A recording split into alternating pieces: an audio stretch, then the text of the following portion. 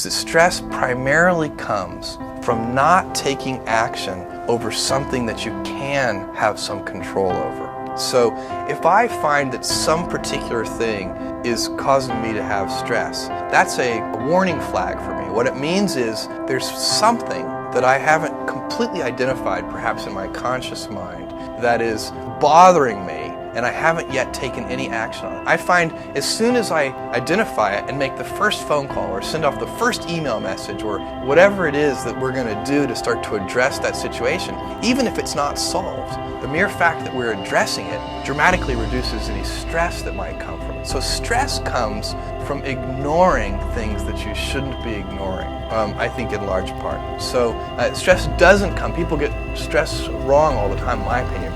Stress doesn't come from hard work, for example. You can be working incredibly hard and loving it. And likewise, you can be out of work and incredibly stressed over that. So, and likewise, if you kind of use that as an analogy for what I was just talking about, if you're out of work, but you're going through, a disciplined approach of, a series of job interviews and so on and working to remedy that situation, you're going to be a lot less stressed than if you're just worrying about it and doing nothing. My job, one of my jobs as the leader of Amazon, is to encourage people to be bold.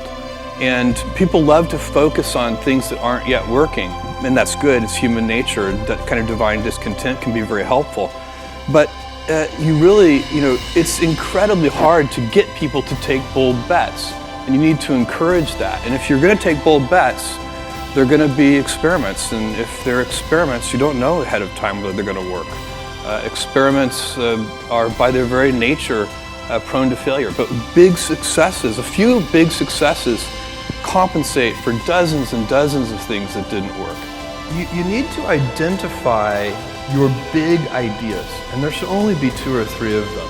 And then if a senior leader, the main job of a senior leader is to identify 2 or 3 important ideas and then to enforce great execution against those big ideas. And the good news is that the big ideas are usually incredibly easy to identify. You shouldn't need to think about them very much, you already know what they are. Let me give you an example. For Amazon, the consumer business, the 3 big ideas are low prices, fast delivery, and vast selection. You don't need, it's not the kind, the way you know that they're the big ideas is because they're so obvious. The big ideas should be obvious. And by the way, it's very hard to maintain a firm grasp of the obvious at all times. So little things can distract you from the obvious. But you have to back up and say, these are the 3 big ideas. How do we always deliver things a little faster? How do we always reduce our cost structure so that we can have prices that are a little lower? And the good thing about these big ideas is they will be stable in time. So I know for a fact that 10 years from now, customers are still going to like low prices. No matter what happens with technology and everything else, no matter what happens, people are going to like faster delivery. It is impossible for me to imagine a scenario where 10 years from now, a customer comes to me and says, Jeff, I love Amazon. I just wish you delivered a little more slowly.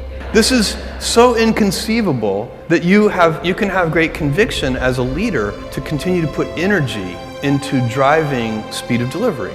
And whatever you're, in AWS, I know that customers, they like low prices, they like availability, they don't want the services to be down, they like data security. It's not very hard to figure out what the big ideas are, and then you can keep putting energy into those things, and you spin up those flywheels, and they'll still be paying you dividends 10 years from now. And what I'm saying, I'm putting it in kind of a business context, but for those of you who are in government, these principles would apply identically to a government organization. You should figure out what the big ideas are and just spin up flywheels. Get those things rolling. Make sure that you've picked things that will still be true 10 years from now, 20 years.